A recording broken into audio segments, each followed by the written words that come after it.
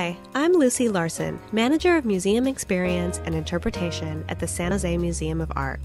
SJMA is proud to present the series Artist of the Week, featuring artists from our permanent collection. The interview you hear for this podcast was conducted in December 2006. We hope you enjoy the series and subscribe to SJMA's podcast. For the Helen Lundeburg podcast, we interviewed Tobey Moss.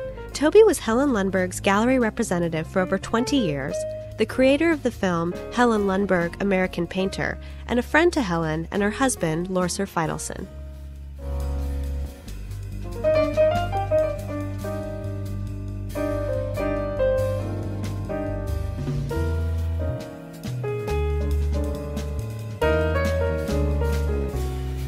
I'm Tobey Moss. I have an art gallery, Tobey C. Moss Gallery, that was founded in 1978, the year that Lorser Feidelson died. I knew Lorser and Helen Lundeburg since about 1973, and we struck up a friendship. After Lorser died in 1978, I worked with Helen and helped her to bring his estate and her work to the attention of the art world more broadly. I followed Helen from her early 1933 drawings of slender, anthropomorphic saplings that carried her into the post-surrealism of the mid-30s and 40s. I'm wondering if you could tell us about the work that is in our collection, Thin Red Line. Helen's post-surrealist imagery shifted or evolved in the 50s into a more hard-edge vocabulary. During that time, she made some very beautiful paintings, and in the early 60s, as a matter of fact, this geometric abstraction that she was a part of was exhibited in the Whitney Museum, Geometric Abstraction in America. However, by the mid-60s, another element entered her vocabulary. From hard-edge geometry, she brought the curve in. And curve really relates to the very early curves, the sensuous curves in those drawings of 1930-33. It's more or less of a re-examination of the curve. And they were very sensuous and still abstract, but seductive landscapes and glowing planets became the subjective abstraction that she now found herself in. And a new Helen Lundeburg palette of soft colors was present.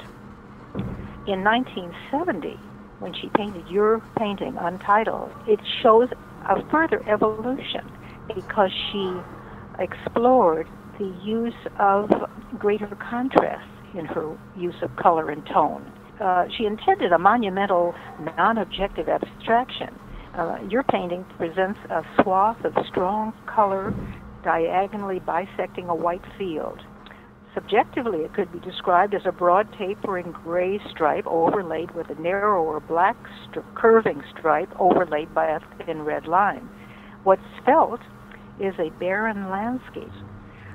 So that as abstract as it is, it's still subjective abstraction, and that Helen Lundeburg mood prevails. It's a very beautiful and sensuous landscape. Now, I know that you were also Helen's friend. I'm wondering if you can share some personal insight into Helen. Helen's a very gentle person and a retiring person. Her husband, Lorser Feidelson, was quite an extrovert and a star in the classroom and on television. Helen preferred to be in his shadow, even though Lorser always lauded and brought her forward. So reluctantly, when Lorser died, she had to assert herself as an independent, and certainly she did, since some of the most glorious things that she created were done in the last decade of her life, in the 70s and through the 80s. We had many lovely discussions about herself and her work and her family. She and her husband shared a studio. They lived very simply. Actually, they lived in two side-by-side storefronts that were connected. And one was the studio, and one was where they lived. Lorser had the easel during the evening and night when he came back from teaching, and Helen had the easel during the day. So there was never room for more than one painting at a time. She did work in series, though, so that in the 40s, for example, there is a series of works where she explored trees and tree forms. In the 40s, after working in the 30s in the Federal Arts Project and completing a very massive mural, when the Federal Arts Project closed, she absolutely refused to do a large painting and wanted to hold small pieces in her lap and to do small personal pieces, a reaction to the very giant things that she had been doing for the Federal Arts Project. If there's anything else you'd like to share about Helen?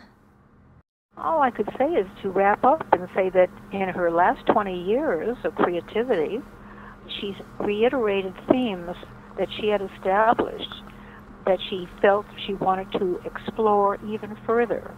Architectonic, geometric, still lifes and landscapes, planets, dramatic curves, all using her identifying mood and palette. Helen Lundeburg was Helen Lundeburg, a unique and wonderful artist.